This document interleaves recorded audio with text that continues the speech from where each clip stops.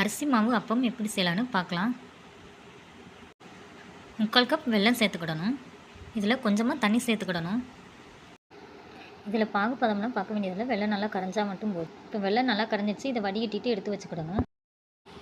1 cup அரிசி மாவு சேர்த்துக்கிடணும். 2 spoon கோதுமை மாவு சேர்த்துக்கிடணும். கொஞ்சமாக சோடாப்பு சேர்த்துக்கிடணும்.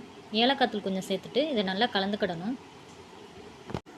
வடிகட்டி வச்சுருக்கிற வெல்லத்தை இதோடு சேர்த்துட்டு இதை நல்லா கலந்துக்கிடணும்.